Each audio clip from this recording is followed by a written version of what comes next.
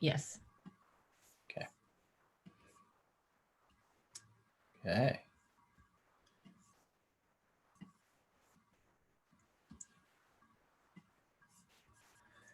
And we're good. You're just seeing the Yeah. Okay, perfect. And here they come, folks. Participants are rolling in. Let's see if we can get to 50 quickly. Come on, come on.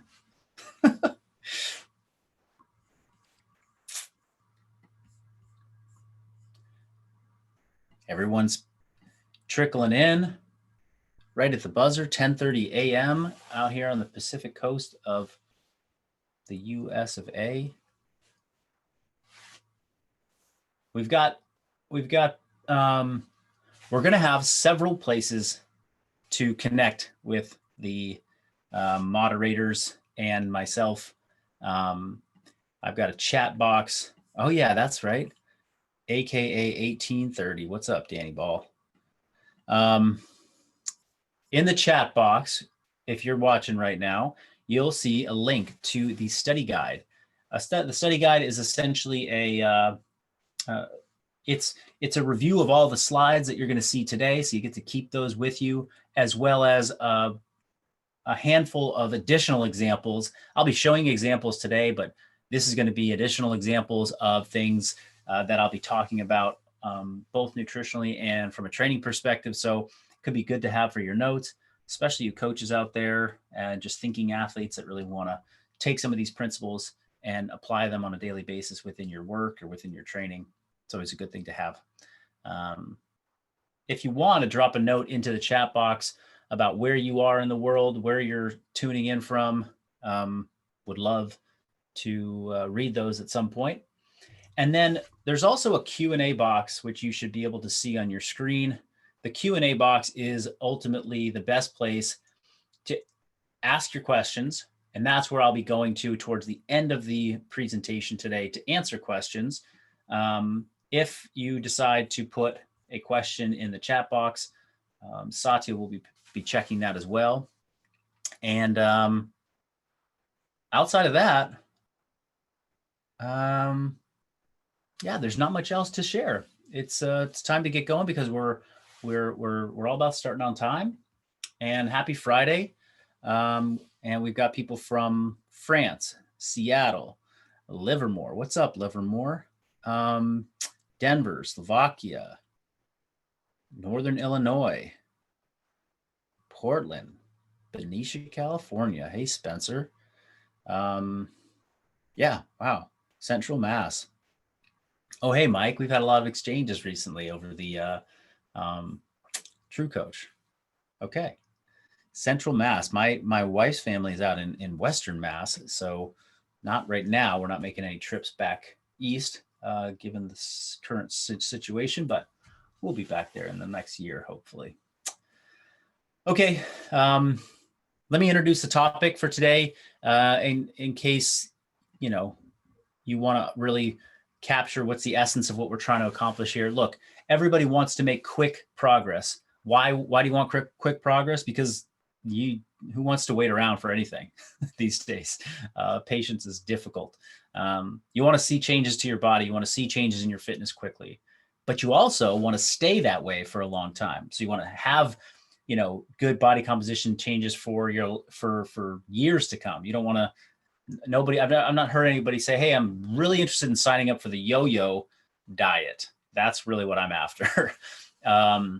So we want to get there quickly and we want to do it sustainably. Well, how do we find the right balance in that? So this conversation today is going to look at what I'll call secrets to sustainable aesthetic changes. How do you stay lean year round? How do you stay, in the body composition that you want for long periods of time? What are the variables I should be thinking about? And hopefully you'll walk away today thinking about maybe one or two things that you've overlooked in the past and can now enter into, the coming months, the coming year, the coming decade, and implement strategies for success. Okay. Whoops, skipped a slide. So what are we going to cover today? We're covering both nutrition and training like keys and examples that are going to help lead to this sustainable change, as well as be part of the process of getting you there quickly. Okay. Now, I'm not here to say that we're not pro get there super fast, because the faster you get someplace, the harder it is to sustain. The more sustainable the approach, the slower the improvements, also harder to get motivated. Okay. So there's kind of two sides to this discussion. If we go super sustainable and we lose 1/4 of a pound of body fat for the next 10 years, we might get to our goal, but man, that's really a long time and it doesn't feel super motivating up front. If we lose 15 pounds in the first month, there's a very high likelihood that you're going to rebound off of that because you've got some unsustainable practices leading to it. So we're going to talk about how to choose the right targets. What's the right goal you should be focusing on so you won't crash and burn? How do you actually then translate, okay, now I've got a goal in terms of caloric consumption or macronutrients, but how do we take what we've got from a numbers perspective and actually build something out of it in the way of meals? Why is quality super important, right? What is, what's the difference between quantity and quality? Why aren't calories in and calories out all I should be thinking about? Why do I need to think about quality, especially in the context of sustainable change? And then lastly, we're going to just cover a lot on training, things about training that we implement with functional bodybuilding to keep you doing it for a long time. Just today, honestly, I saw a post, a study that came out, was like an observational study, looked at like 55,000 participants or something like that, or actually I might be making up that number, but the takeaway was, what's the number one predictor for long-term weight loss? And it was actually exercise. And so many people think, oh, well, it's all about nutrition. But that having sustainable exercise for the long term is a good predictor. Not, I did a month of really great high intensity working out and then I stopped for 6 months. So why is training so important, and how do we approach that from a functional bodybuilding standpoint? Okay, knowing your targets. How do we calculate calories and macros correctly?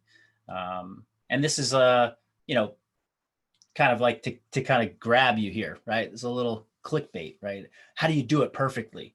Well, the truth is that there's no perfect way to do your numbers, because your numbers will change throughout life, throughout the year. And missing your target on a daily basis is not the difference between you being successful and not.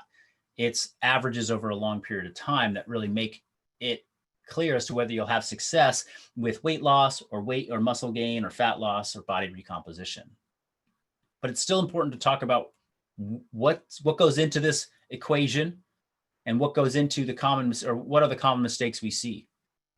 So calorie management, the calories in versus calories out, is something that's unavoidable if you're trying to manipulate your body. If you want to lose body fat or gain muscle mass or recomposition, right, there's going to be a number that is appropriate for you to get you there.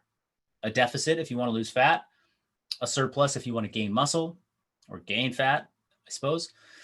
And there's lots of variables that can contribute to that. So we're launching the Look Good, Move Well Challenge, right? This is coming up very, very soon. Monday, we kick this thing off. It's a 30-day challenge. And what we've issued to every participant when they start is our custom calorie and macro calculator that we have put our variables and thought process into, which I'll talk about here. Number one is, the things that contribute to your calorie equation or your energy balance equation most are, number one, body composition. So body composition is the thing that will determine your basal metabolism. Basal metabolism is what you burn from a caloric standpoint at rest. If you never got out of bed, and you stayed in bed all day, how many calories does it just take to keep the body going? If you have a lot of muscle, that number is higher than if you have very little muscle. So 200 pounds as a person, but 90% of that is muscle. Okay, you're going to have a high metabolism. If you're 200 pounds, but only 70% is muscle, you're going to have a slightly lower metabolism than that person. Other things that impact your management, your caloric management, are your goals. Are you trying to lose fat? Are you trying to gain muscle, right? That's going to impact it. What those goals are and how aggressive those goals are, which we talked about at the beginning, will determine how big a variable that shift is going to be and whether it's sustainable or not.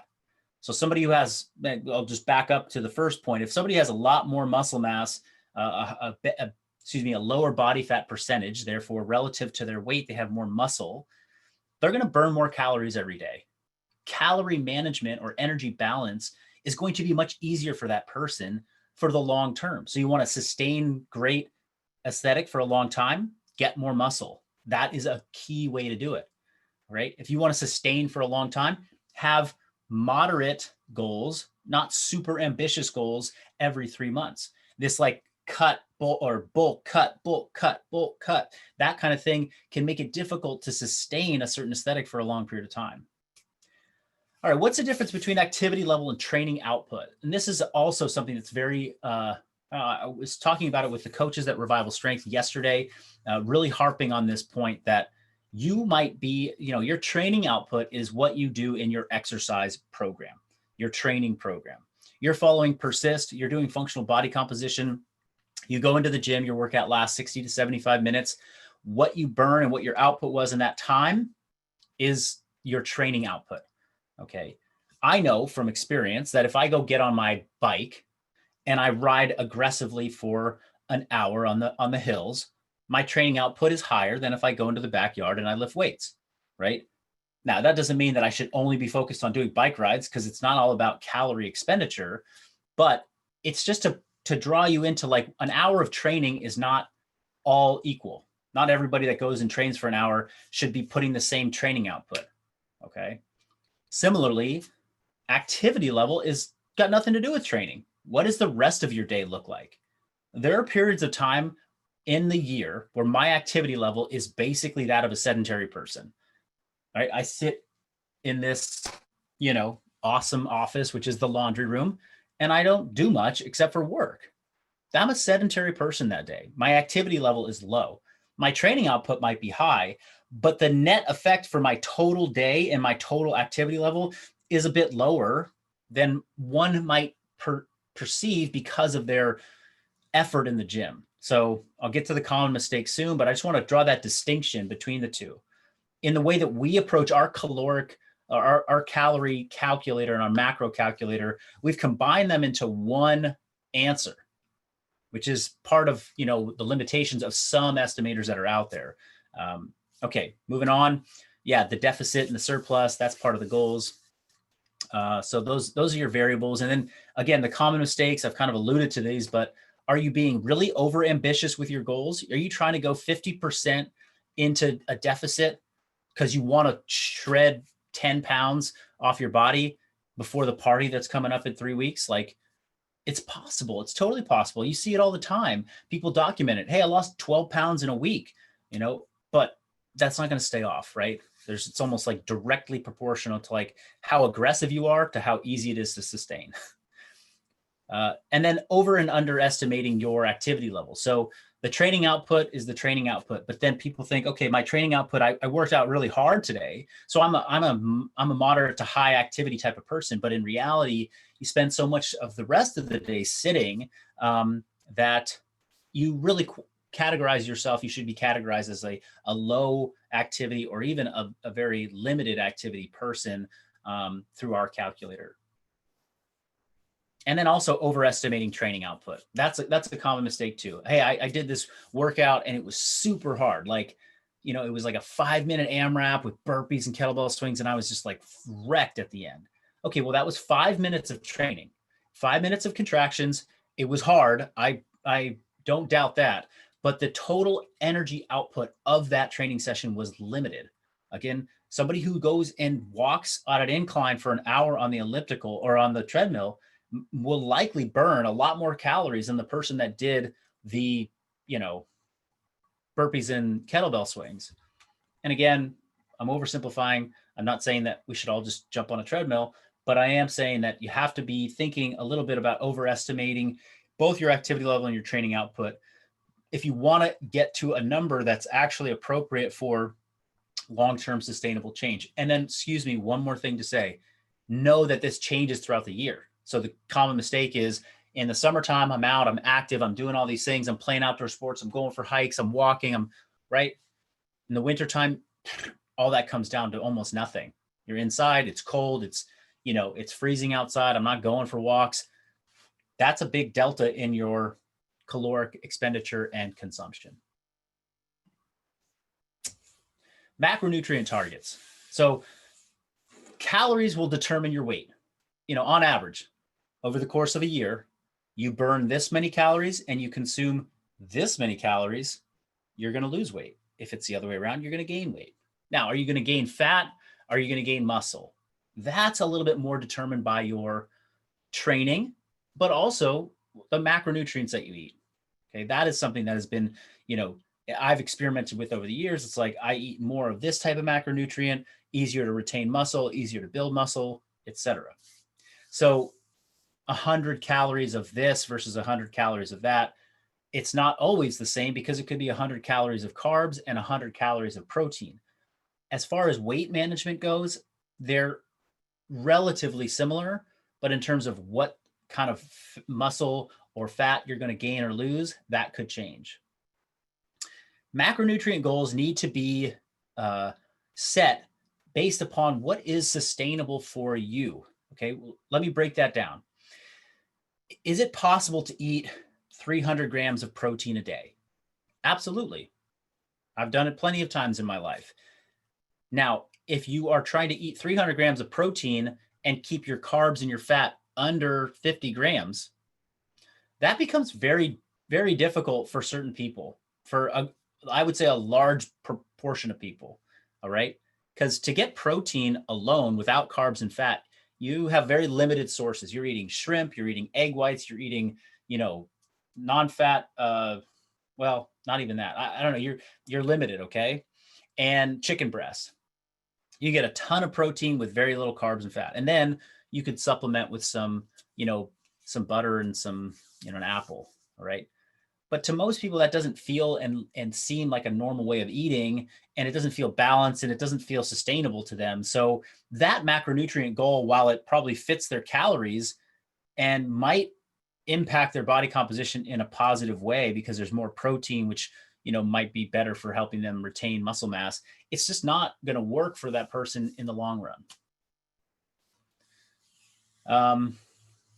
And those macronutrients should, again, be focused on moving you towards the body composition goals that you have, which in many cases mean a higher predominance of protein relative to, what a lot of people have eaten in the past.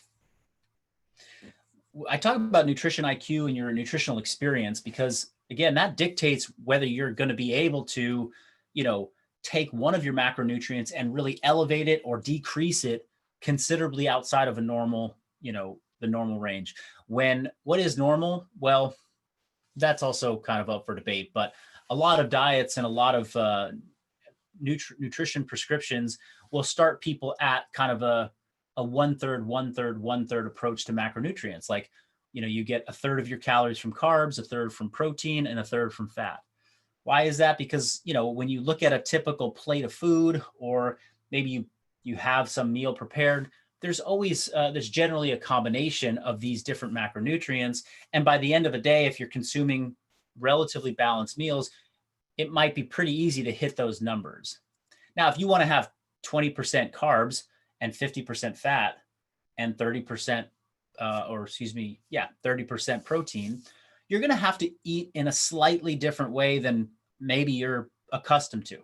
You look at a plate of food, you normally see a little bit of starch, a little bit of protein, a little bit of vegetable with some dressing.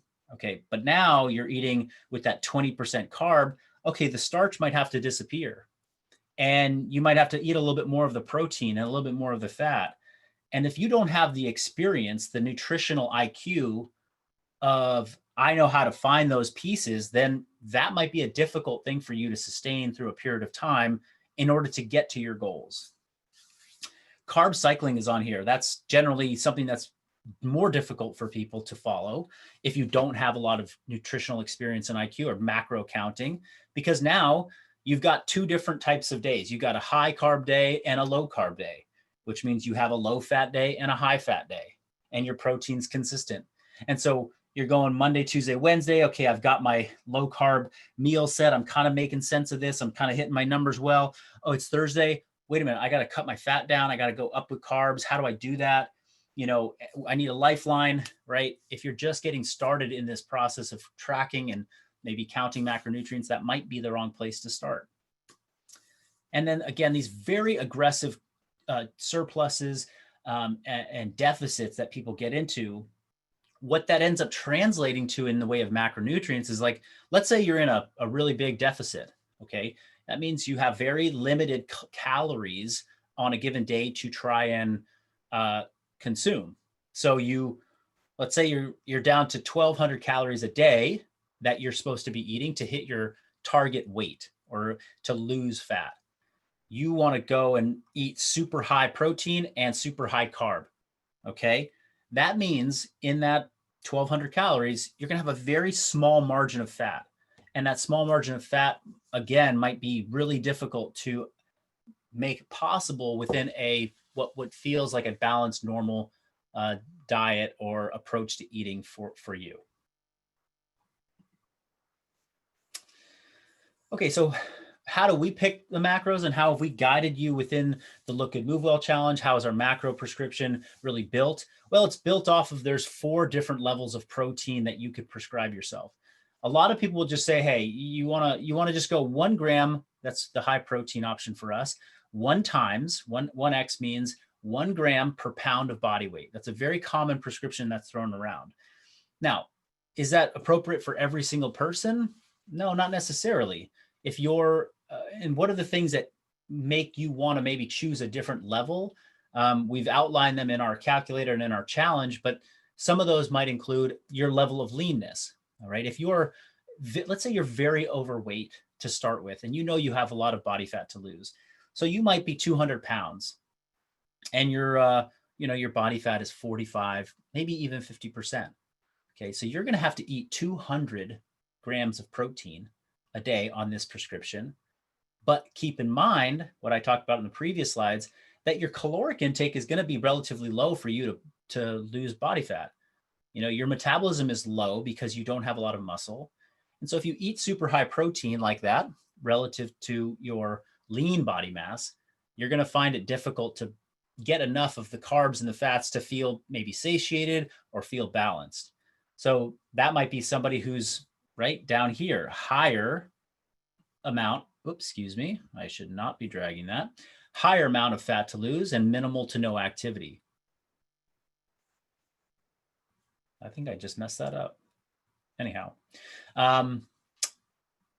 now, if you're, and again, I won't go into the details of this, but really there are 4 ways that we can approach protein prescription, and one might be more appropriate for you than another. And that's why in the challenge, why I'm coaching a lot of individuals like who have selected certain numbers for themselves or certain approaches, say, hey, after reviewing this, it makes a little bit more sense to adjust this up or down. Most people by and large have kind of hit numbers that are appropriate. And I'd say the majority of the people that are doing our challenge are in the high to medium protein range, with some in this lower protein and then some in the very heavy protein option. I personally use a heavy protein option because I have a relatively low body fat percentage. And so my lean body mass is quite high, and I have a very high metabolic output each day. I burn a lot of calories through my activity level, through my training, and through my lean body mass, my basal metabolism. So I have a little bit more room to eat more protein and still get in sufficient carbs and fats to feel like I'm satiated, to feel like I'm having a balanced diet, and to feel like it's sustainable for me. Okay, moving on to carbs. How do we prescribe carbs, and what are some mistakes that people make there? Well, your carb amount should be based upon your goals again. All right. Is it performance based? Is it fat loss based?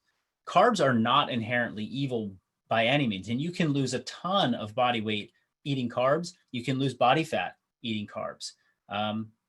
Really, again, going back to that one of those first slides, your calories are going to dictate your body weight. If you're eating in a deficit, you're going to lose body weight over a period of time. And the carb portion of it is, getting into something that's a little bit more nuanced. It's like, well, how do carbs make you feel? How do they impact your physiology? How do they impact your psychology? Does eating carbs send you down a a carb frenzy of eating more and more and more carbohydrates? Do you get lethargic when you eat carbs? Do you feel energized? Do you feel like you have great digestion? Do you perform better when you eat more carbs? There's definitely room for them in some people's diets. And so we give people the option to choose how they want to approach this. Now, in general, somebody who's trying to perform or go through a muscle gain phase, carbs are definitely helpful. Performance, in a lot of sports is driven by glycolysis, which is the burning of sugars. And so we want to have carbs in our diet to support that. They also support recovery very well. They can also support like an anabolic state, which is when you like build muscle, anabolism, you think about hormones, you think about growth. That's an important concept to keep in mind, is that we want to have carbs present if we're trying to grow muscle. Moderate is the good starting place, as I talked about before, because that's kind of like even macronutrients, protein, carbs, and fat. It's kind of like how a lot of people would approach sensible eating. Low carb, again, I'm saying it can be a good place for people to start if they're approaching fat loss. Why? Again, it's not the only way to approach it.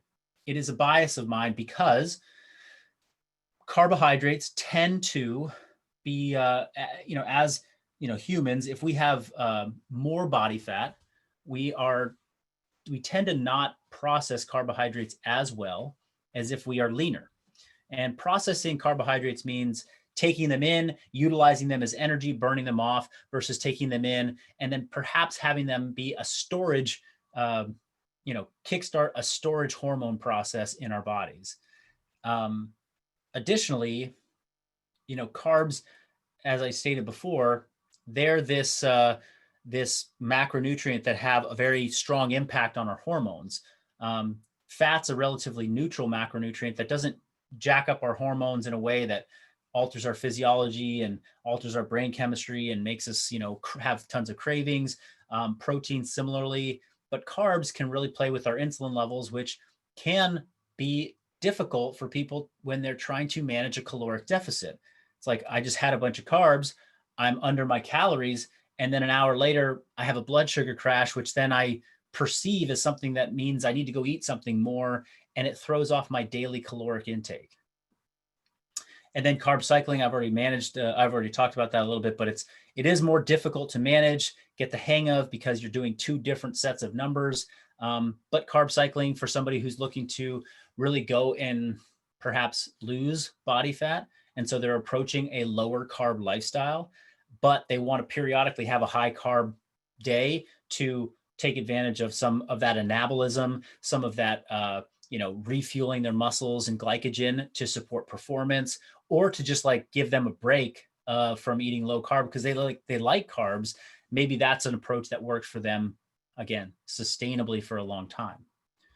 And finally, your fat. Fat is just going to be, the third macronutrient that we approach. Once protein is set, once you've chosen how you're going to approach your carbohydrate intake, then your fat is just going to be the default. It's like whatever's left over is going to become, fat macronutrients.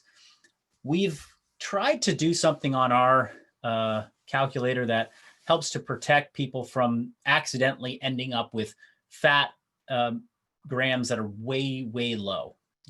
We put in a lower limit that kind of keeps your fat above 33% of your total body weight in pounds in grams.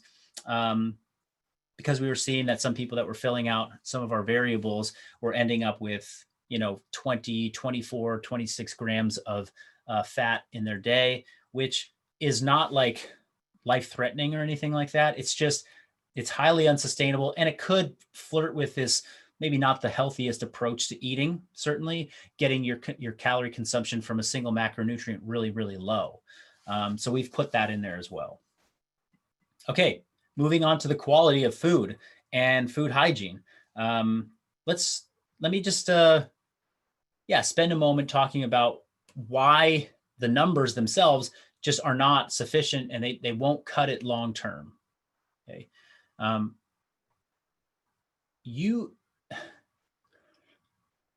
can lose, and I said this already, but you definitely can lose weight on a low quality diet if you're in a caloric deficit.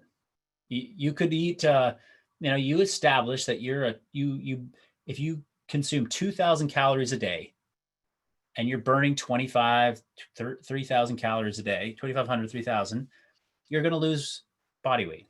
And you could do that by going to, a fast food restaurant and ordering something that's, fried in trans fats and, has mainly sugar and, low protein and is salty and full of chemicals and preservatives. But you only get 2,000 calories. You could still very well lose body fat and body weight. Why I don't recommend that is, number one, the psychological pitfalls that you're going to run into when you are eating low quality foods. So low quality foods are the highly processed foods that are out there. They are laden with sugars, with chemicals, with preservatives, with high salt, high sugar, high fat combinations of foods, which they're designed to hit pleasure centers in our brain. Pleasure centers that say, oh my God, that is like, it's addictive. It is absolutely addictive. And when you are eating low quality foods, it will perpetuate this need for sweet, for salty, for high fat, for calorically dense stuff. All right. And that is a problem because at some point your willpower or your compliance will start to run thin and you will be like, man, I'm just going to go all out with this, massive, cheat meal of those same low quality foods. So from a psychological standpoint, it's a problem. Additionally, there's like the food volume portion of it too. A low quality food tends to be more dense with calories. So it's like, just think about a fistful. Like I could give you a fistful of, like that's about the size of a Big Mac, maybe. Okay. A fist of Big Mac is a lot of calories. A fist of broccoli is not a lot of calories. Okay. So just the food volume relative to how many calories you're eating changes. We gotta remember that satiation and feeling like, oh, I'm full is both a product of getting enough energy in, but also a product of like mechanical stress and stretching of the stomach and the digestive system. So, you eat a Big Mac, your stomach doesn't get full really that fast. But if you eat like 4 fistfuls of broccoli, your stomach gets really full. And you're like, oh, I'm done. You feel done at 150 calories versus, still hungry at 1,000 calories. Okay, that's one of the reasons why low quality is not your friend. The physical mechanisms affected by low quality food are digestion speed. So kind of what I was just saying, but like you can eat a low quality food with high calories and it's just going to digest quickly because it's highly processed. So it's like it's in your stomach, out your stomach, and now you're like, oh, I'm hungry again. All right. There's not that like satiating quality of there was a lot of fiber. There was some, breakdown that needed to happen. It kind of slowed. Like I had breakfast a few hours ago. I know I'm still full. I still feel good. If I had like a high sugar breakfast, and the perfect example, like I eat, if you follow along, meat and vegetables most days for breakfast. Okay.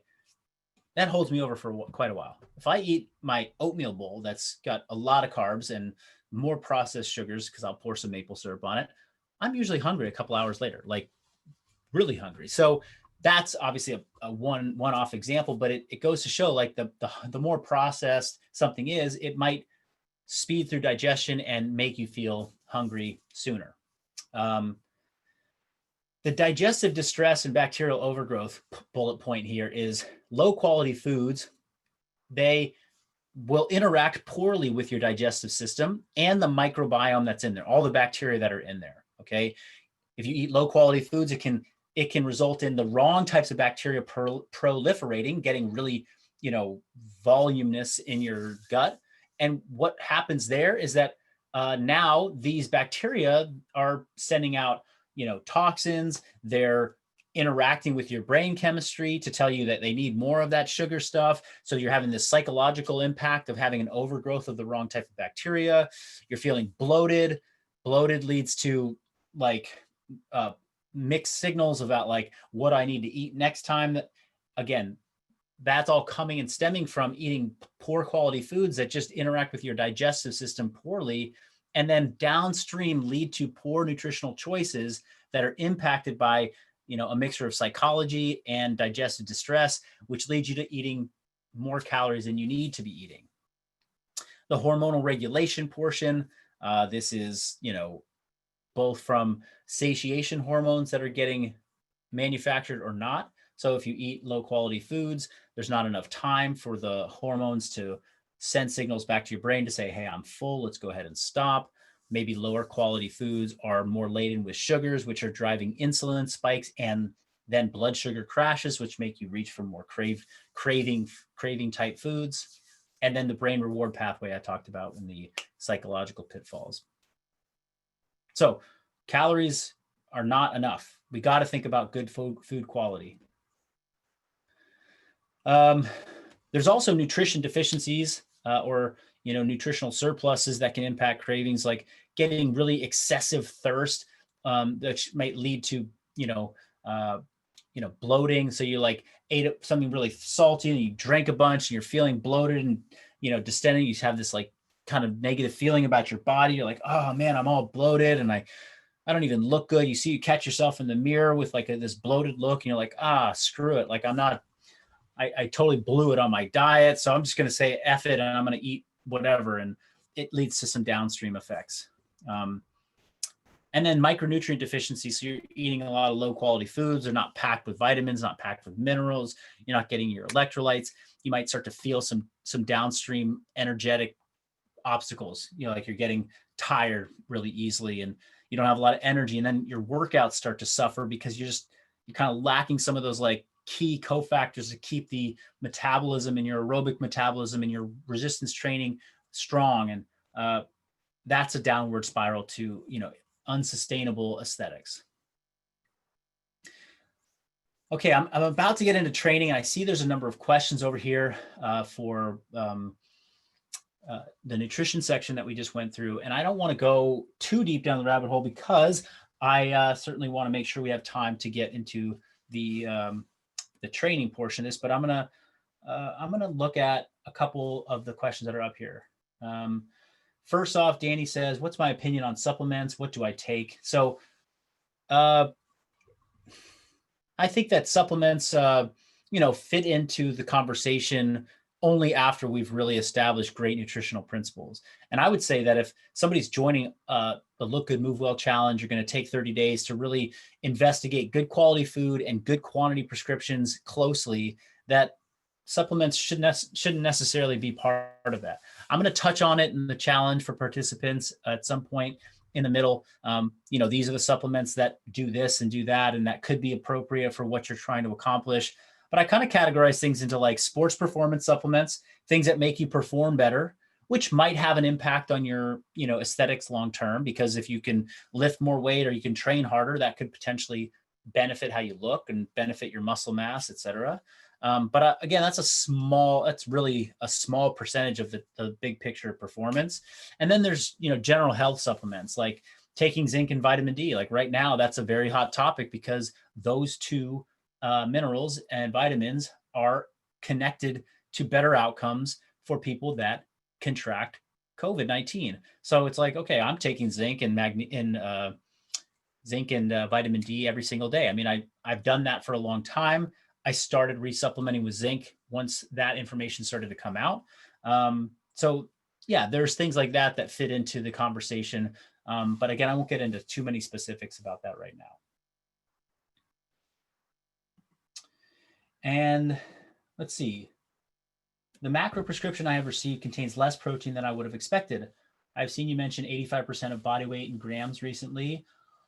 Always been under the impression that 100% was the way to go. Please, can you give some context as the rationale behind lower protein prescription? Okay, so Ed, actually, I saw that you said that this had been answered, and I'll just touch on it again. If you're, depending on your level of leanness, right? So a gram per pound, think of it this way too, Ed, and everyone else listening, a gram per pound of body weight. How about a gram per pound of body weight for your target weight, right? Right now, let's say you're 200 pounds and you want to get down to 175, 180. Well, let's eat the protein amount that I'm chasing versus the protein amount that I'm at right now. That would be about 85%, or maybe more like 90. But hey, that's one way of thinking about it. And additionally, I already had discussed this, like by going really high with your protein, you don't leave as much room for some of the other macronutrients. And remember, if you're trying to lose weight, we need to do this for a long time. We need to stay in this calorie deficit for a long time. So by lowering your protein a little bit and leaving more room for some kind of sustainable looking plates, balanced plates of food, hey, that's a win. And also 85% of your, body weight in grams of protein is still a lot of protein, right? You don't need 300 grams of protein to build muscle. That's absolutely, not true, right? And, you don't even need 1 gram per pound of body weight to build muscle, right? If you're not burning sufficient calories, I wouldn't prescribe that to most people. I'd say 85% or 87.5%, which is what we have there. Okay.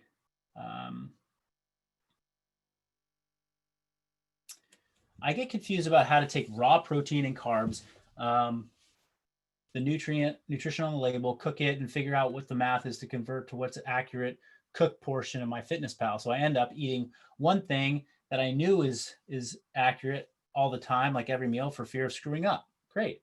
Is there a good way to do this? Sincerely bad at math. Absolutely. Now, if I open up MyFitnessPal right now and I type in, I don't know, ground turkey, there are going to be like 20 different things that show up, and they're all going to have different amounts on them. So it's like, what's the one that I'm eating, right? So I always start with, like, if you're gonna eat something and it has a nutrition label attached to it, if it's not just like a raw thing you bought out of the bulk bin at the store, then scan that nutrition label in to MyFitnessPal so you get that exact information in there. That's one way to kind of up your accuracy. Number two, I'm a big fan of measuring uncooked weights of things. So raw weight. And the reason raw weight is really effective when it comes to calculating this stuff is that, the hydration level of food is impacting, the total weight of what you're eating. So if I take out a pound of ground turkey from the package, that's got a certain amount of water in it. If I go cook that, so 16 ounces to start, I cook it for, just until it's just done. Okay.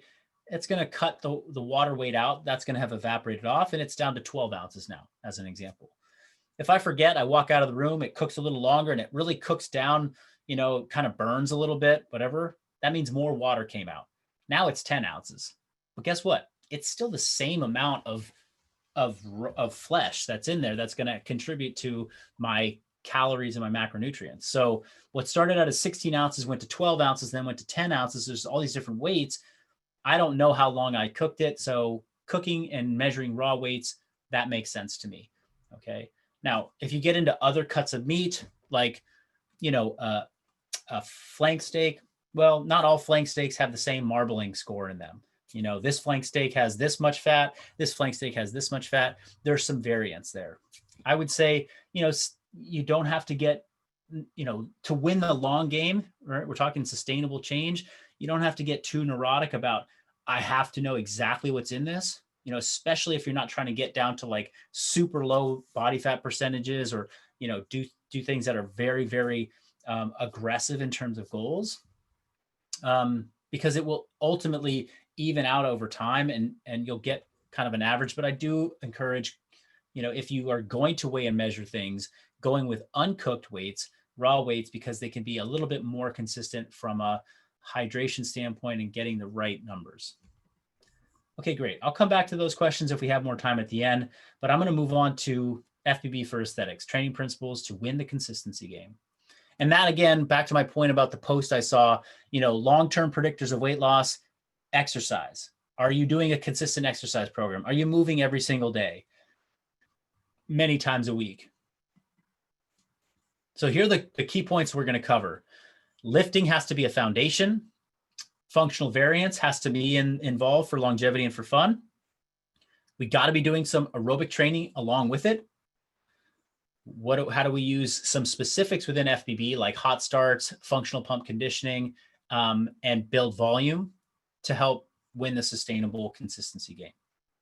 So number one, right? Lifting has to be a foundation of your exercise program in some way. So body weight resistance, loading, external load. This is like a, pretty firm, strong belief. And it goes back to what I said at the beginning, which is more muscle mass, more lean body mass is the ticket to higher metabolism. So if you want to have successful body composition changes for a long time, if you want to stay lean for a long time, then you want to build your, call it your engine inside, the engine that burns calories.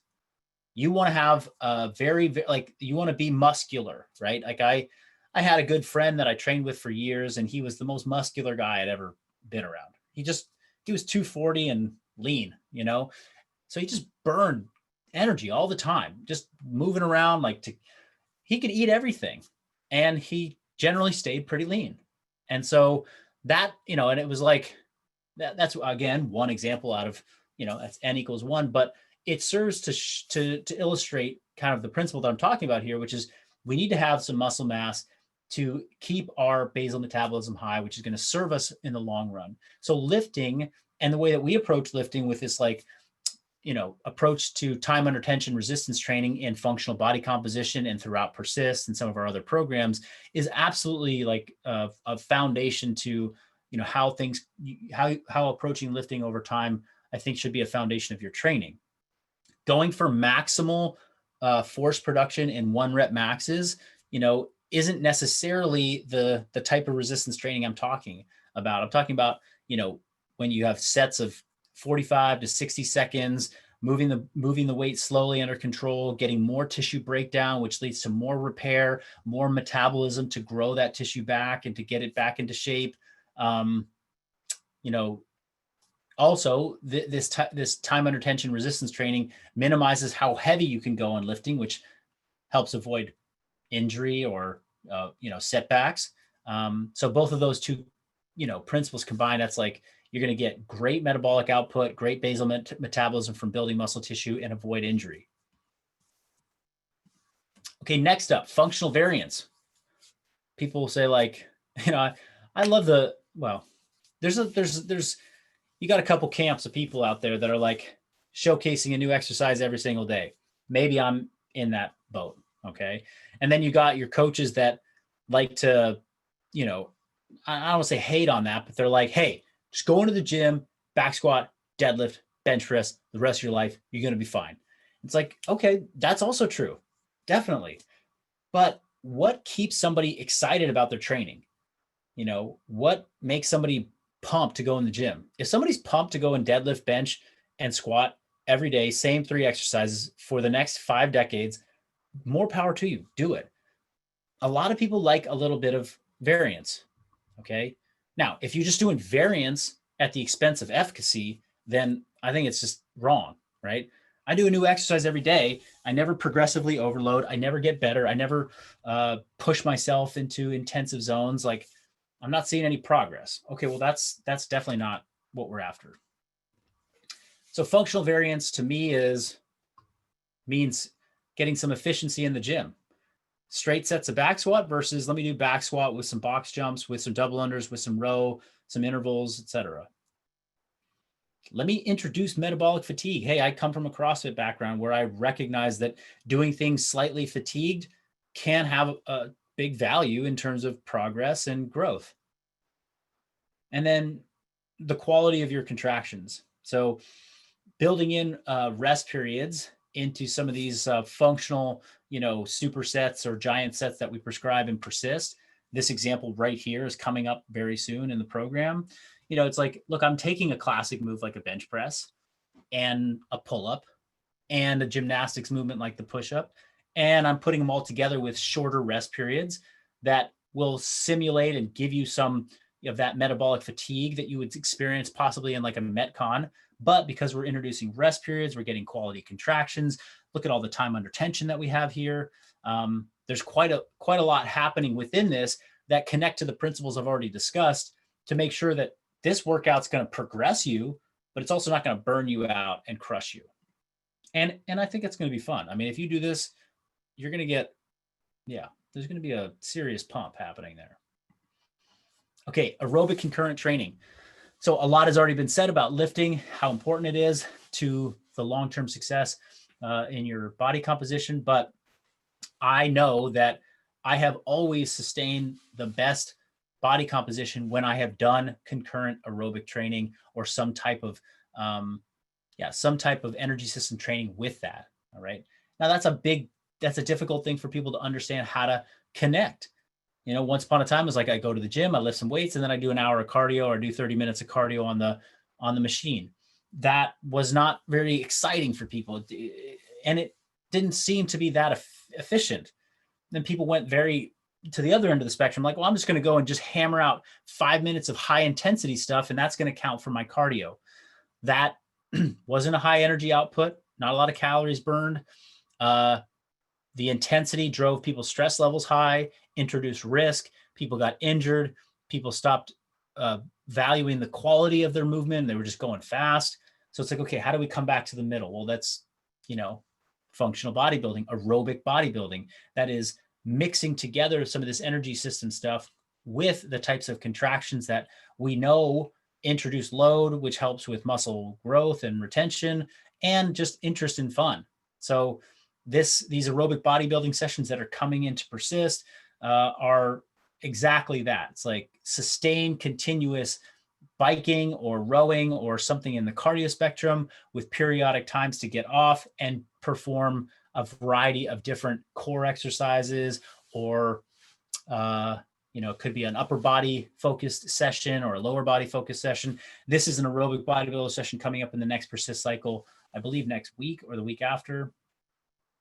So anyhow, and then if you have the time and it works in your lifestyle to just get in some continuous sustainable cardio, like I get to ride my bike twice a week up in the mountains, which I'm really, it's therapeutic on a number of levels, but I find that to be really impactful in my overall approach to sustaining, good aesthetic, because it helps with my energy balance equation, allows me to eat more, but still maintain a good aesthetic. It also improves my recovery time from my resistance training. And there's something very therapeutic, like I said, about doing rhythmic cardio. And it's, even if that's going for a walk 30 minutes a day or 20 minutes a day or getting in your 10,000 steps, that is a way of building up cyclical, aerobic activity.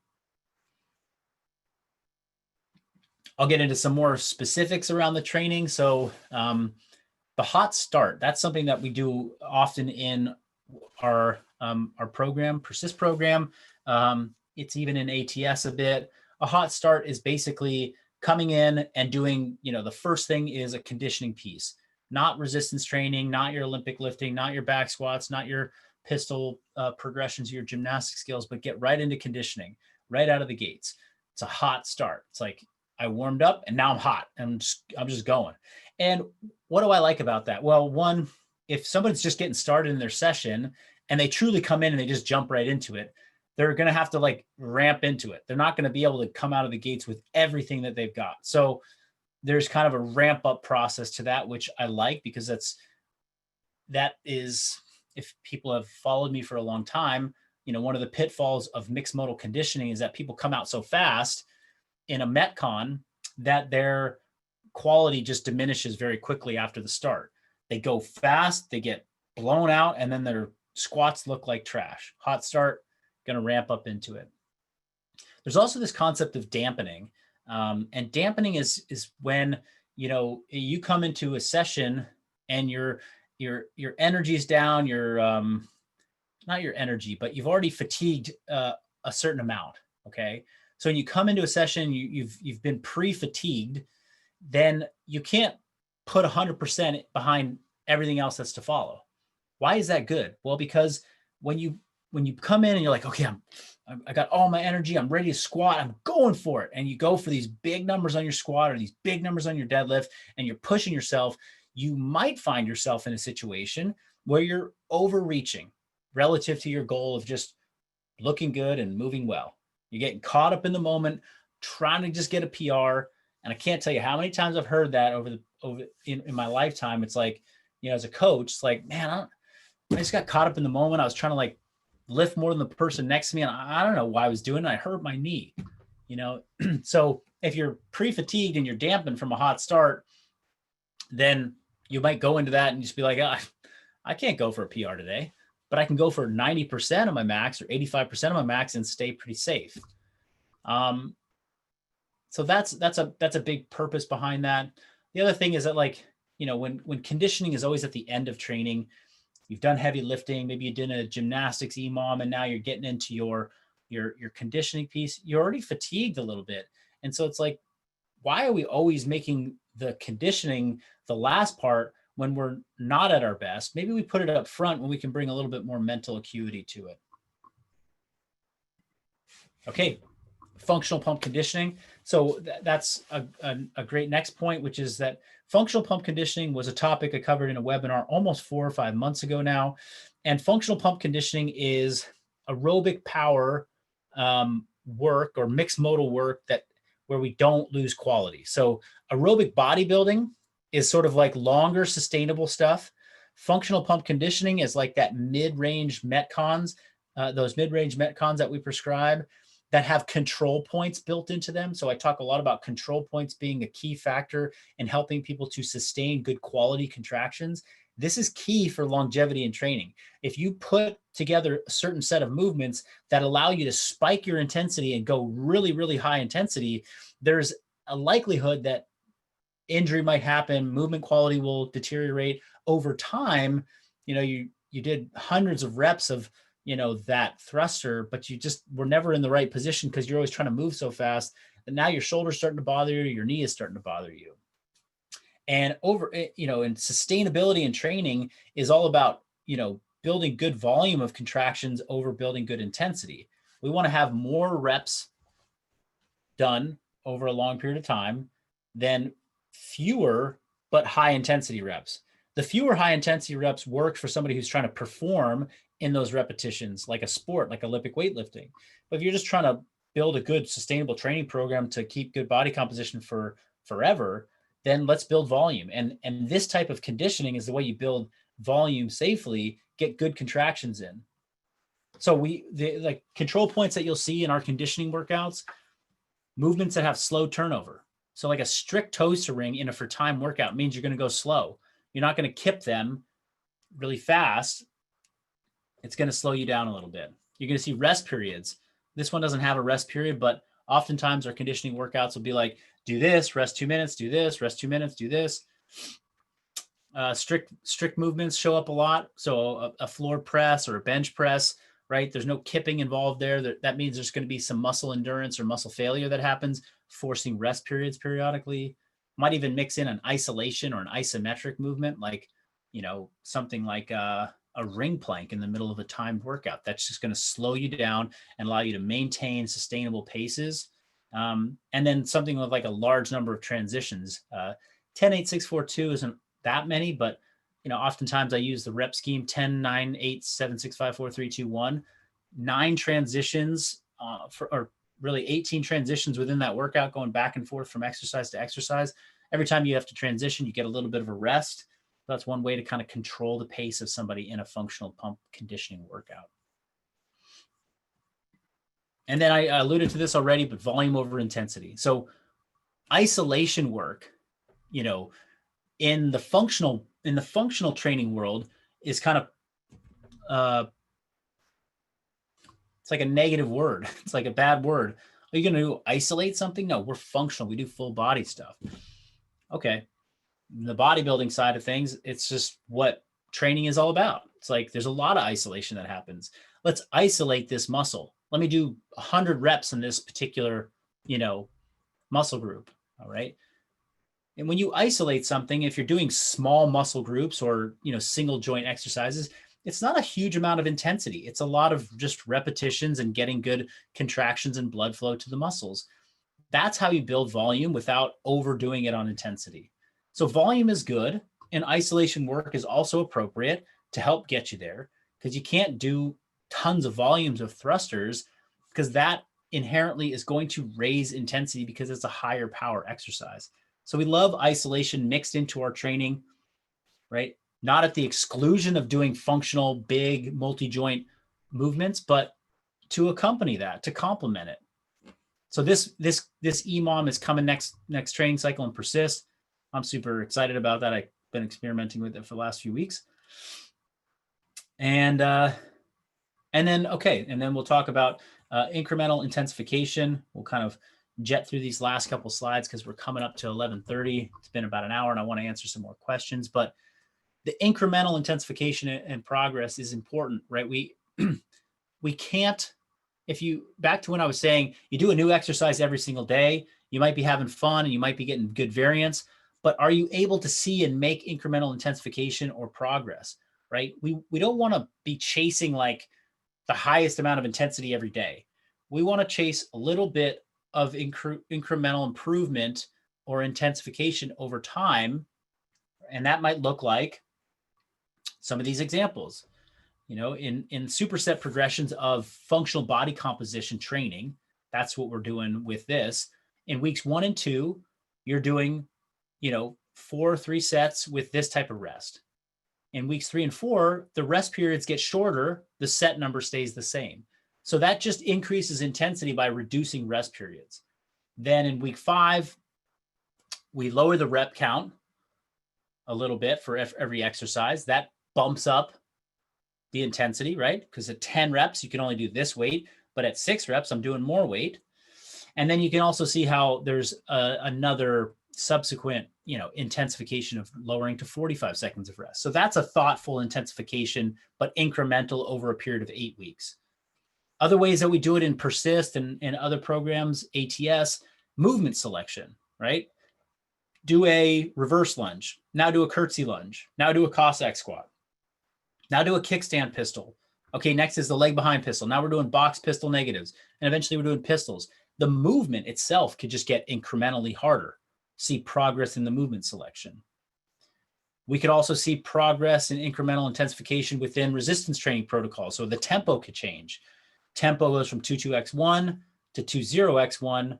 The reps are going down, right? So over the course of 6 weeks, we're building up to a heavy single. We're building up to something that's tougher and tougher in terms of weight, but not overnight, and not each day are we trying to max out. We're putting in control points by having pauses and having slow eccentrics in each particular week of the training. And then lastly, we have progressive conditioning challenges. So this is like a functional pump conditioning, or kind of on the border of aerobic bodybuilding, but these are just like sustainable upper body aerobic power training sessions.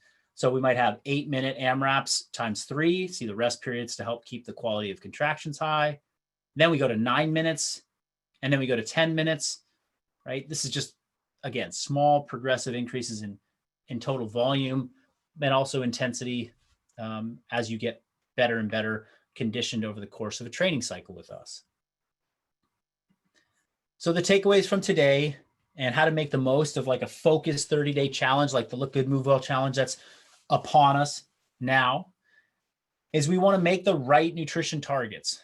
Okay. If you're going to go aggressive with something in terms of your goal, know that it's for 30 days. You're going to do a challenge, the challenge fat loss or the challenge muscle gain. Maybe after that, you want to switch to something that's more sustainable, like the recomp, which is, 10% surplus or 10% deficit versus 25%. Also know that your targets are right because you've actually thought wisely about what's my activity level. Don't overestimate or underestimate. You're going to prioritize food quality and hygiene. Okay. That is the challenge, truthfully. It's like the numbers are here. Now, how do you make that work with, good food? Well, we're supplying great recipes. We're supplying great examples all, throughout the challenge of how to upgrade your kitchen a little bit, get the right tools, get the right sauces, get the right macro-friendly, additions to your plates, keep the quality of your food high, and then put it together. Track your macros this way. I'm answering tons of questions in True Coach already from you all. So that's how we're going to help you improve the quality and then your hygiene, chewing your food better. We have lots of resources available to those people who want to participate. That's going to help tremendously. You're going to appreciate that, there has to be some intensity in your training, but not too much, right? So picking the appropriate amount of intensity and really just dialing in the right gear. I've already had somebody ask me like, hey, I'm relatively new to training. Is this going to be the right type of training for me? Am I going to be going too hard, or is this going to be too advanced? And it's like, we're going to work with that person on figuring out what their, rate of perceived exertion should be throughout something like this.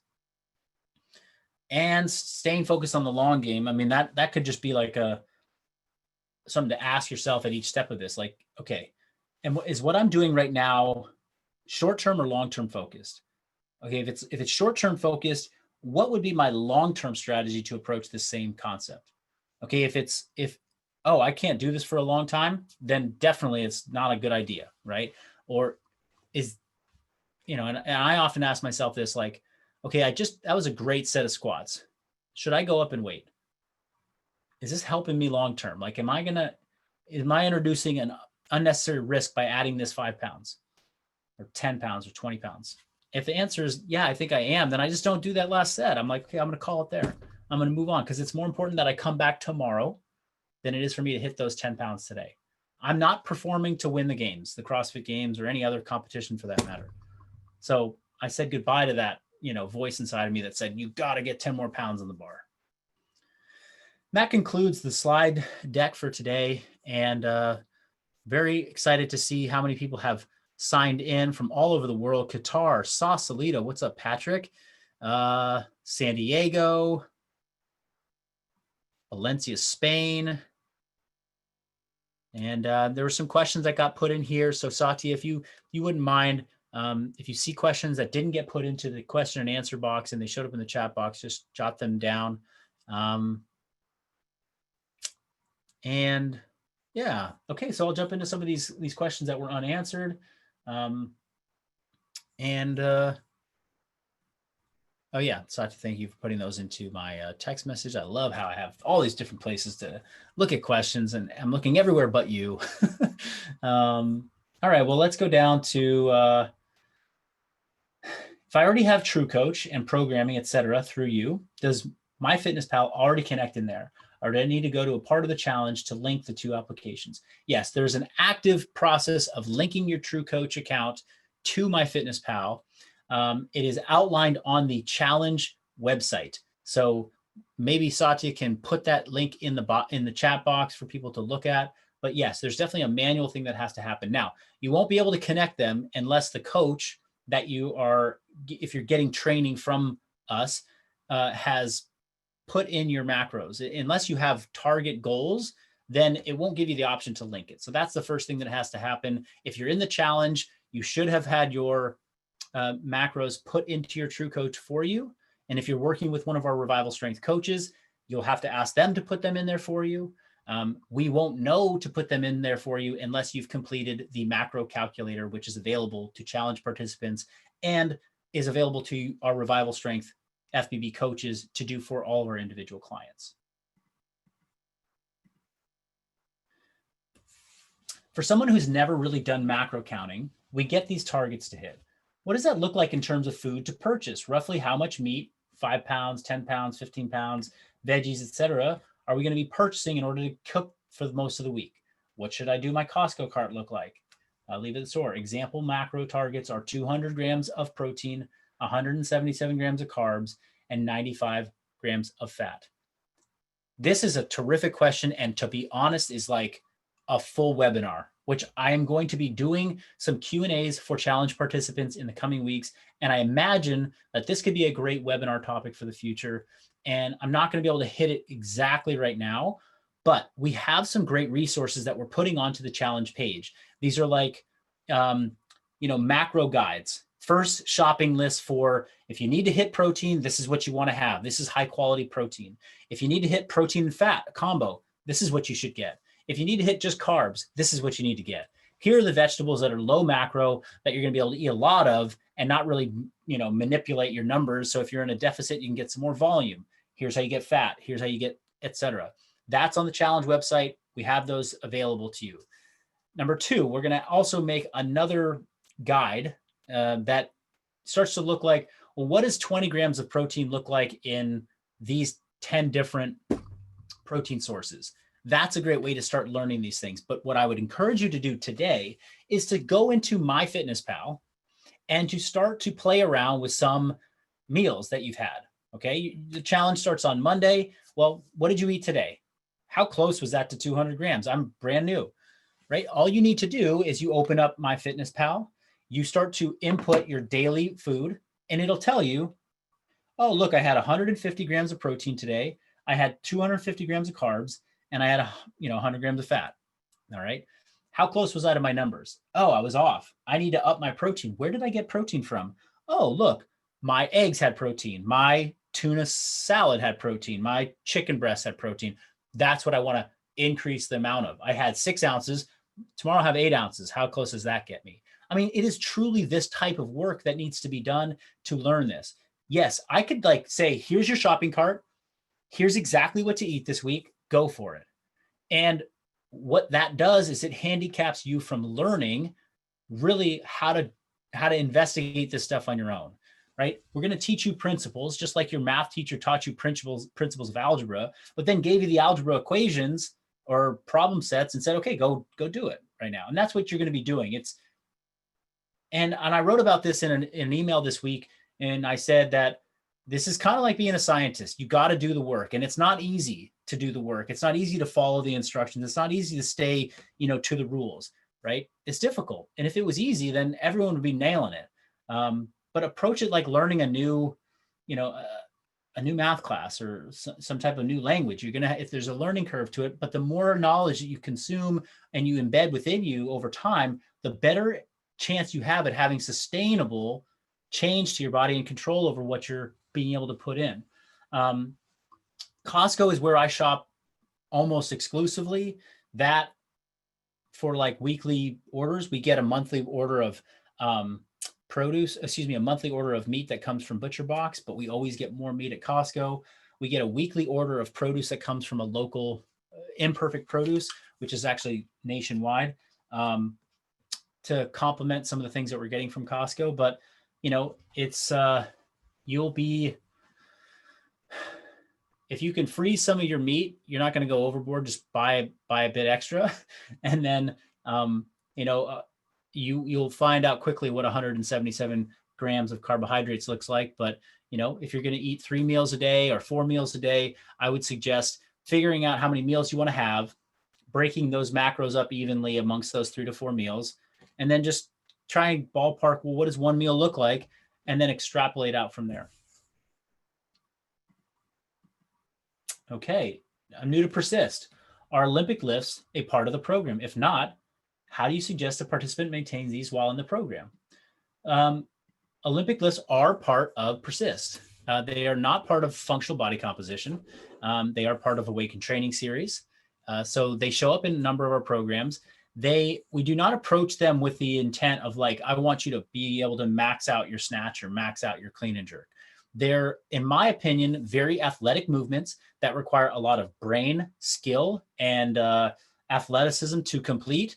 I believe, just like the other movements that we do in Persist and functional bodybuilding, should be treated like a movement pattern that we can apply a lot of different contraction speeds and types and volumes to. So we do them for heavy complexes. We might do them for moderate singles. We might do them in EMOMs. We might put them into conditioning.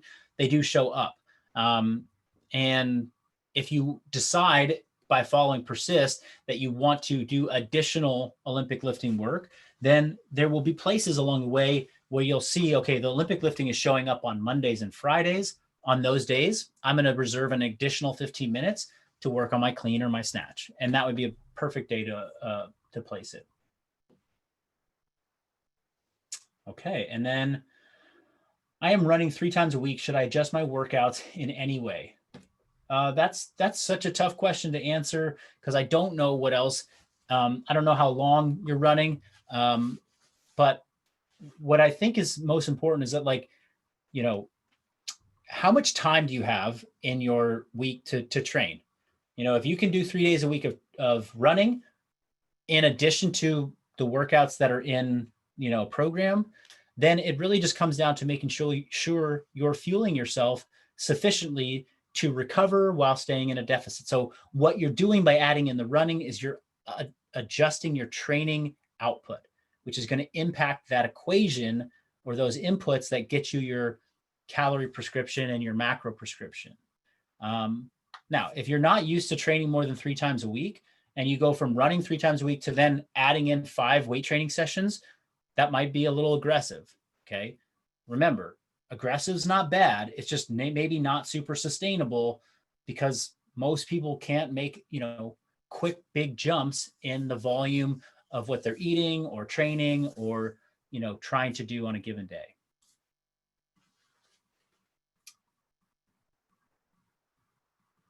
Okay. I want to shed some body fat, but I don't want to lose my size. Great. I mean, I'm just saying great because I'm glad someone's going here. There's nothing worse than working hard and losing weight and having somebody say, hey, you look skinny. I want to look fit, lean, not skinny. I know losing fat and gaining muscle can compete with each other. So would you recommend cutting first, going into a deficit, and then once I'm there at a happy level of leanness, bulking, getting my caloric intake back up? Mike, I don't encourage that. I don't think that's right. I think if you go into an aggressive fat loss period, you're going to, and here's the thing with aggressive fat loss, that's what we call it in the challenge, or challenge fat loss, is a high deficit, high percentage deficit. That's 25% deficit. Some people will push you even further. The bigger your deficit, the more likely it is that you're not going to just lose fat, but you're also going to lose muscle mass. Okay. Now, at 25% deficit, you can certainly retain your muscle mass. Okay. I'm not telling people don't do the 25% challenge. How do you maintain your muscle mass when you're doing the 25% caloric deficit? Well, it depends on how long you've been training for, but you got to keep your protein intake high.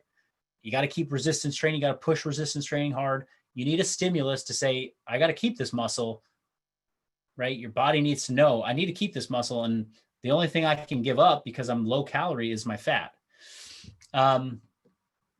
It might be a situation where you want to choose more of like a recomposition plan, which is like a 10% caloric, deficit where, you'll lose some body fat, and ideally that, will complement enough calories to keep retaining, muscle more.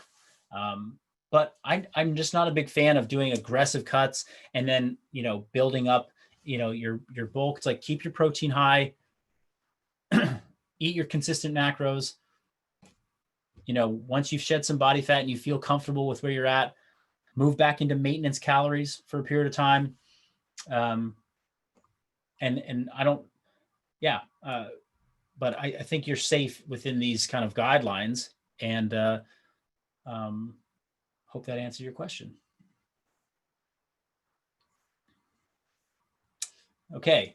MyFitnessPal's calories don't reflect the total calories from macros. The math doesn't add up. Have you found this to be the case as well? Yes, I have found that to be the case. I have, and not by like some staggering number. It's not as if I'm, I hit my macros perfectly and I'm 500 calories away from my target goal. It's somewhere in the 50 to 100 range typically. And some days it's above and some days it's below. I personally will choose to aim for hitting the macronutrient numbers and not worry about the caloric numbers as much when I'm doing my calculating. And what I tell people a lot in this is, there is no one way to approach using a tool like MyFitnessPal or tracking your macros. There's a number of ways, and there are a number of right ways to do it. What makes a right way? The way you do it every time. So if you always hit your macros perfectly in MyFitnessPal and the calories are off, what you're going to learn is that by hitting my macros perfectly over the course of a month, these were my results. Okay. Did you like your results? Then you were right on track. Keep tracking your macros. You're like, oh, I didn't lose as much body fat as I wanted to do. Maybe I need to adjust those macros down. Okay. So then you start to make adjustments based upon that. Same thing with the raw or cooked, weight of food. If you always track your cooked weight of rice, you don't track raw weight of rice. And over the course of 2 months of tracking your macros with cooked rice, you're seeing your goals met, then it's no better or worse to track it raw. It's like you tracked it this way. It helped you manage your numbers really well and you had success. Somebody's like, hey, I tracked everything perfectly and I didn't lose a single gram of, or a single pound of fat. It's like, well, let's go back to see how you tracked it. Like, well, you were tracking it this way. So you actually might have been overestimating or underestimating how many calories you were eating. Maybe if we just adjust something, your numbers or the way you're tracking it, you'll see the results that you want. Marcus, some of those points you brought up had me questioning my current macro prescription. For the challenge, can we message you in TrueCoach to have your team look at it and make adjustments? Yeah, that's what we're here for. I want to answer questions from participants and help you understand whether you're on the right track or not. I want to caution people against getting too caught up in the numbers before actually starting something. No matter where you start, whether you're, I don't know what the right numbers are for you. We can guide you to a good decision based upon the same things that I've talked about in this webinar and the same questions and the prompts that we give you in the calculations. But at the end of the day, it's like, once you get started with tracking, you're going to have the answers to your questions, right? If you track your food for a month very closely, and at the end of the month, you can average out what you did, and you see that the scale hasn't moved an inch, guess what? Your average from last month is your maintenance. You just learned what it is. So now you cut that by 25% for month 2, right? I mean, granted, like, you kind of didn't do well in the first challenge, but maybe you get in the second challenge. Like, it's not about doing well in the challenge, but it's about figuring this out for yourself. So I might be able to guide you to a different answer that might be more accurate, but at the end of the day, we don't know for sure. These are just estimations and calculations based upon some educated, guesses that we're making through a variety of different inputs that we're providing. So the work that you're doing in tracking is the ticket to your success in this. Could you lay out the concept of carb cycling in practice? What is the initial thought behind it, and how is it done in practice?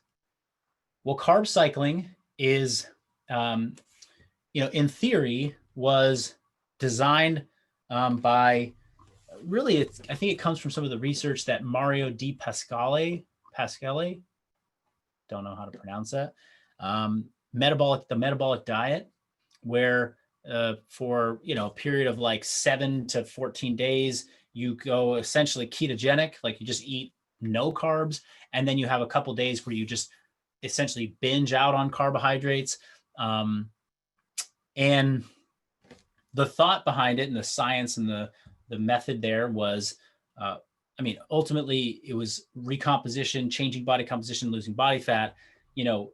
For a period of time, you're optimizing body fat loss by going very low carb and, not having insulin spikes, depleting muscle glycogen, giving your body no choice but to burn fat because it doesn't have any carbs. All the things that people would say are like why keto or low carb is good for fat loss. Remember, you still have to be in a deficit. Okay. Then there's this very small window where you would like overeat carbohydrates. Okay. And you might eat like huge sums of them. And, these overeating days would drive anabolism through the roof, testosterone, growth hormone, like things like that, like hormone production up, fill up your muscles with glycogen. So your muscles have been thirsty for glycogen, for sugar for weeks or for 7 days. And then you give it a bunch, it just sucks it up. And so now the performance of your training for the next several days is going to be high, and you're going to have this great output, and you're going to be able to train hard and, build muscle and lift heavier weights and get that stimulus going. So that's kind of the some of the theory behind it. And then that has been adapted to like, okay, how do I eat in a caloric deficit for a period of time and have days of high carb and days of low carb? And some people will do this cyclical calorie thing where like they have high calories and low calorie days. And there's a lot of, methods that are out there that are essentially just trying to like hack a little bit of this, a little bit of our physiology, a little bit about how our brain chemistry works, maybe optimize some of our training. Make sure we don't get into like, new steady maintenance states at deficit. What it looks like in practice is, Monday and Tuesday and Wednesday, you eat low carb. On Thursday, you eat high carb. Calories can stay the same. That's like very simple. That's how we're approaching it. And then Friday and Saturday are low carb, and Sunday is high carb. or you can go 3 days on, 1 day off, and just rotate the day of the week that you do it. Okay, I'm going to take 2 more questions, and then we're going to be signing off, and this will be saved on the website, or saved to review later if anybody wants to. The voice inside of me is telling me to say goodbye to the competitor side of training because I continue to get burnt out and injured, but I love competing. How do you get over the mental struggle? Jay. Well, I'll tell you this, Jay. I never had, when I said goodbye to competing, I said goodbye because I didn't have any more competitive drive. If you truly, I thought I loved competing, but I actually, in hindsight, I didn't love competing. I just loved the process of being really connected and committed to my training, seeing myself get better. And I realized that there's a lot of ways to see myself get better in training, from my confidence of movement to how my body feels, how my body looks, how my energy is outside the gym, not just how well I could do the Metcon, but how well could I keep up with my family and the demands of life. It's interesting, like, there's no one good answer to that, but I want you to take this exercise of laying out what your priorities are in a few areas of life. Like, what is your physical priority, fitness wise? What is your, relationship priorities? What are your work priorities? What are your, other family priorities that you might have? And is one taking, front seat to everything else?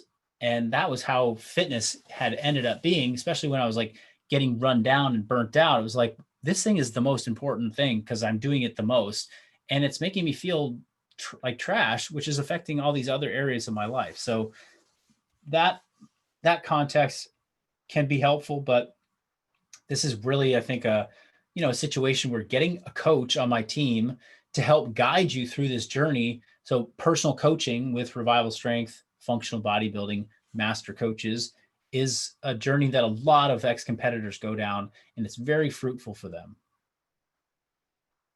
What about nutrient timing? This is the last question, everybody. I'm sorry, but this is it. What about nutrient timing? When do you eat? What macronutrients for aesthetic goals? Example, having all your data from the day in the AM versus the PM, or do they all need to be balanced equally up throughout the day? I used to be a big timing guy. Thought it meant everything. And truthfully, I've had my assumptions and my my thoughts on that really changed over the course of the last year and a half a lot. When you eat and what macronutrients you eat during those periods of time is really more about what you can do sustainably and consistently for a long time. How can you eat today that could be the same for the next 100 days? That to me is more important than getting the timing perfect. If you like to have breakfast at 11 a.m., lunch at 4 p.m., and dinner at 10 p.m., and you do it every single day for the next however long, that is more valuable than following some guru out there that says, don't eat past 6 p.m. It's bad for you. It's bad for you, right? You're trying to get into rhythms of consistency so that you can repeat the same process and see measurable change over time. It's the best way to do it. Your body, we're rhythmic. We want to have rhythm, right?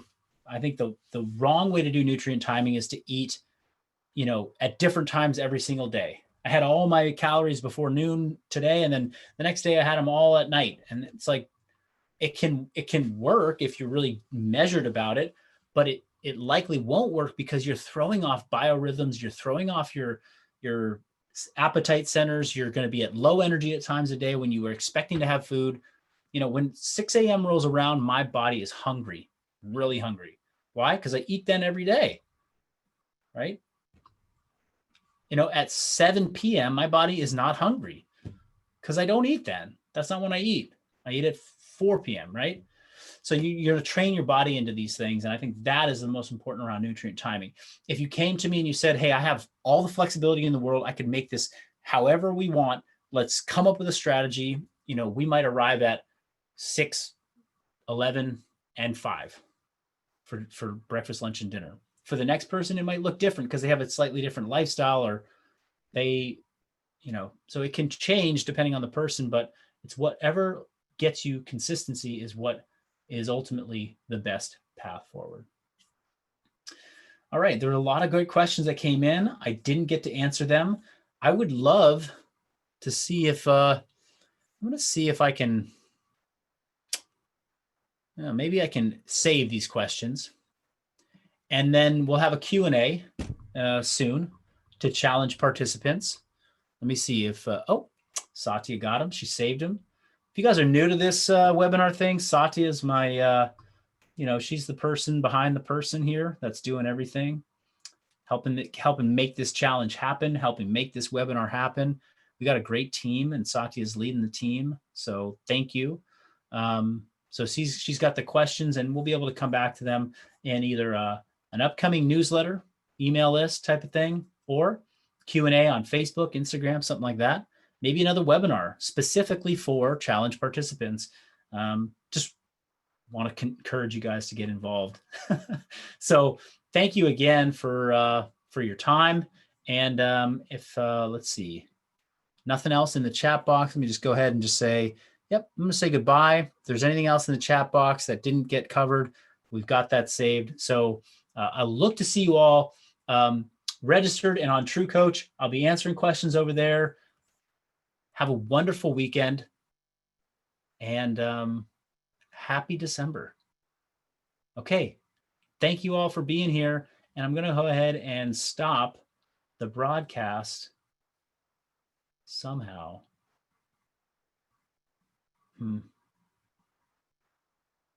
Anybody still there listening? Oh, end the meeting. There it is. Bye, everyone.